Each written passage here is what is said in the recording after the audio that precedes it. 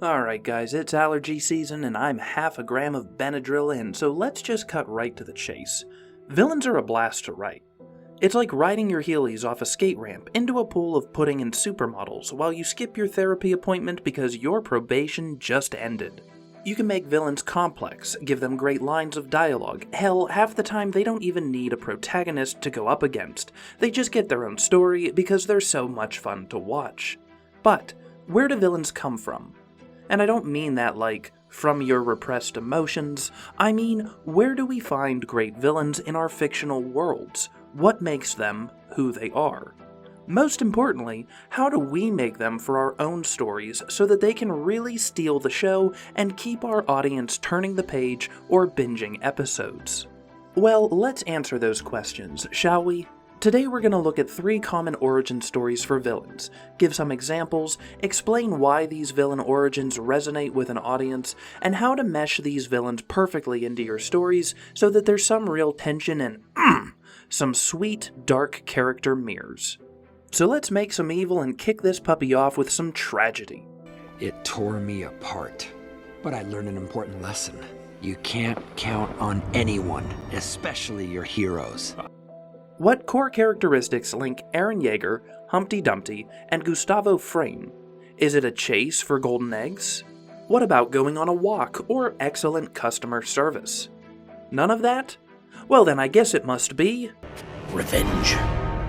Villain revenge plots are insanely fun to write. They provide you, the writer, with an opportunity for character depth and backstory while also giving the audience the opportunity to empathize with the character. Why this is so effective is because we have all felt that little twinge at the back of our minds for revenge, whether or not we've ever pursued it. Revenge! Got caught off in traffic? Follow them home and pop their tires once they're asleep. Got dumped the night before prom? Lose weight and get sexy so you can finally pull off those white pants you got at Goodwill. Viewers not hitting the like button? You see what I'm saying? Revenge, while arguably evil, is a universal desire for justice that everyone in your audience has felt. Now, the key with writing revenge-driven villains comes down to making them fit within the confines of your story. Your villainous character has been wronged in some point in story world history, maybe by society, by the gods, or by the hero themselves. What matters is your ability to link this need for revenge to your hero's journey. Humpty wants revenge against Puss in Boots because of a mistake they both made in their adolescence. They have a linked past. Frayne wants revenge against a drug kingpin, which is how he inadvertently gets involved with Walter White as a reluctant business partner. Silco wants revenge against Topside for oppressing his people to live in the sewers, but his means of exacting that revenge came into conflict with Vi, Jinx, and Vander, trying to go about their lives. At some point in the story, the villain's quest for revenge needs to cross paths with the hero. That's, how friction and tension are made. But, as a bonus, and I don't mean bonus like an extra percentage point, I mean a full-blown letter grade bump, if you can get the villain's goal to mirror the hero's, the villain's journey will impact your audience's experience and story quality that much more. Eren wants revenge against an unjust world where power is the only solution. So does Reiner. They both make the exact same mistakes. The difference is that we see Reiner's long-term regret and willingness to change, whereas Eren sees no other option. Similarly, Baldur in God of War has the exact same rage and perceived injustice as Kratos did for the original trilogy. Kratos is not just fighting an immortal driven by a desire to unpeople his mom, he is fighting his younger self. That is good storytelling, because when the villain and hero want the same thing, or are at different stages of their journey for the same thing, we are telling a story about a hero fighting who they themselves are, not just some evil that they can't comprehend. This makes the conflict more internal for your hero and more meaningful for your writing, emphasizing why ideals are just as much a driving force for a villain as the needs for physical gain. He spared me because he wanted me to live in shame. This was a great man. So I cut out the eye that looked away. So, Voldemort, Heath Ledger's Joker, and Thanos walk into a dingy bar, and they all say, "This place would be a lot better if we just got rid of some of the trash." And at first, you, the barkeeper, thinks, "Well, yeah, that sounds like a good idea. You can never be too clean." Oh, God! Voldemort gives a few muggles the old green light, the Joker lights a match for a money barbecue, and Thanos puts on his diamond-studded fisting mitt. Our villains have an idea, which, on a fundamental level, doesn't seem evil.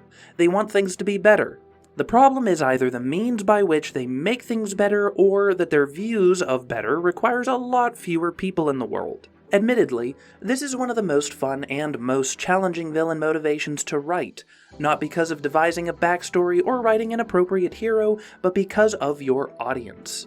Idealists are driven by, shocker, ideas, which doesn't seem like a big deal at first until you realize just how stubborn people can be when it comes to denying the fallibility of their own ideas.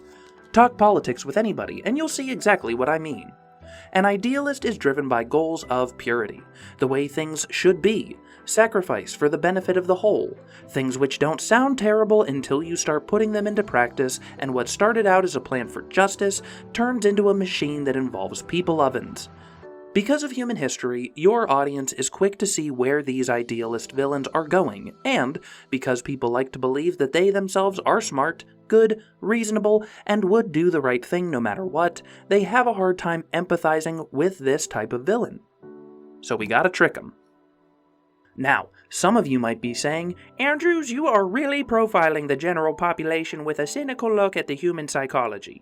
So, I just want to clarify that this isn't profiling, it's just a generalization based on a repetitive observation, and that observation is this. In order for your audience to more readily sympathize with an idealistic villain, that villain needs to be smart. From Nobel Prize winner Walter White to the stylish and cunning Silco, an audience is more inclined to empathize with a morally wrong character that is logically exceptional than one that is morally wrong and also not the brightest French fry in the crayon box. Idealists, even real-world extremes, are perfectionists, meticulous overthinkers. Show your audience that the villain knows what they're talking about in some way, shape, or form. If you do it right, if you don't strawman your villain's argument while also making them intellectual and charismatic dynamos, you might even cause your audience to second-guess themselves and wonder if maybe they're in the wrong. Scary, right? Making people think? But that's the point of a villain, to show an audience what darkness lays inside, or what darkness they are guilty of committing. Until a little while ago, it was like nobody ever saw me. Even I didn't know if I really existed. So let's talk about the villain who never had a shot, the societal outcast. These are the characters the world kicked in the teeth and then blamed them for not smiling more. They don't want revenge necessarily, and they're not trying to fix the world like an idealist. They just want to belong. But because they've been cast out, rejected, or never fit into the system to begin with, they break it. Enter Jinx, Arthur Fleck, even Zuko if Uncle Iroh hadn't been such a tea-brewing therapist. These villains resonate because deep down, most people have felt excluded at some point. Whether it's not fitting in at school, getting ghosted from a friend's group, or being that one person who likes pineapple on pizza. I don't care what any of you say. But the societal outcast villain isn't just about feeling sad and dyeing their hair black. Yes, middle school was crazy, but there needs to be more. Their descent into villainy is a severe reaction to intense rejection, not just a poor choice in fashion that I definitely never did that one time in 6th grade. Moving on. Take Jinx. She never had to dye her hair. She's a brilliant inventor, but no one ever makes her feel safe. Not Vander, not Vi, not Silco. And eventually, she just leans into that chaos. If they're gonna treat me like I'm broken, maybe I'll just break everything. Outcast villains work best when your story world is clearly hostile or indifferent to them. And, here's the trick, your audience needs to see that cruelty. Don't just tell us Samuel L. Jackson and an old green man bullied them once in middle school and now they're Darth Vader. Show us the slow unspooling of humanity. Make us ache for what they could have been. Make me want them to have some relief from this pain. And, just like with revenge or idealist villains, you want to connect this villainous downfall to your hero. Because, if your hero is someone who does fit into society, then this villain becomes a foil, the ghost of what might have been if the hero hadn't been shown kindness, if they hadn't been loved. Conversely, if the hero is also an outcast, then these two characters share pain, which serves as a greater temptation for your hero to break. Rejection is such a great tool to create your villains because not only have we all experienced it, but we also know how little it takes to curb that pain. It's what makes Arthur Fleck's breakdown so disturbing, because all it would have taken was one person to genuinely care. But nobody did, and now Gotham's on fire. Rejection is not simply villainous, it is equally heartbreaking, and great stories are built on the backs of broken hearts. Talk to your doctor about that one. I don't know anatomy. I didn't put nothing up. Yes, you did. You've been putting it up your whole life. You just didn't know it. So before anyone down in the comment section says it, allow me to say that most great villains don't fit neatly into just one of these categories. You want that sweet, messy, complex gumbo of pain, principles, and trauma. Let's go back to Silco again because he's basically a villain buffet. He's a societal outcast, yes. Zahn's been abandoned by Piltover and he's trying to make it strong enough to stand on its own. But that's also an ideal, and he's willing to sacrifice others, and himself, for that vision. Plus, there's revenge in there. He was betrayed by Vander and wants to prove that he was right all along, that peace was never an option. Silco is just like you when you're 4 beers deep on a Monday work lunch, a 3-layer cake made of hurt feelings, good intentions, all wrapped in bad decisions. The trick as a writer is to build your villain with a core motivation, like revenge, idealism, or loneliness, and then add ingredients that complicate that core. People are rarely just one thing, and neither are great villains. Give them contradictions, give them blind spots, let them think they're the hero of the story, or at the very least, the only one willing to do what's necessary. And, if you really want to twist the knife, let your hero see themselves in the villain. That's when things hit the hardest, not just for your main character, but for your audience. That's when your story hits people in the gut, instead of just dazzling them with cool explosions and sick monologues. But still include the cool monologues and explosions. You're not a monster. The villain is. Kinda. Sometimes.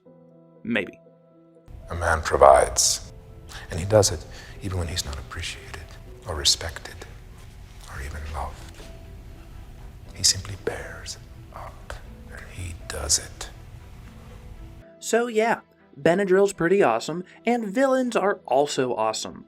They're cathartic to write, insanely fun to explore, and, when done right, they don't just elevate your story, they define it.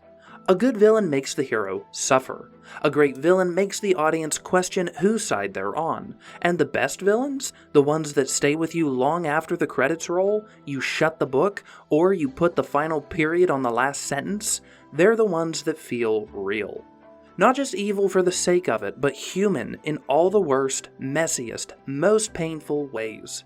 So, whether your villain wants justice, peace, or just to be loved, let them want something more than anyone else. Let them chase it. Let them burn for it, because when you do that, you're not just writing a villain. You're writing a character your audience can't ignore, one that hurts to watch because at some level, the audience can see their own humanity in this monster. Thanks for watching. If you enjoyed this deep dive into villains' origins, make sure to like, subscribe, and leave a comment telling me who your favorite villain is and why. Also, check out my book on Amazon. It's got some solid villains. And, until next time, keep writing the best villains possible.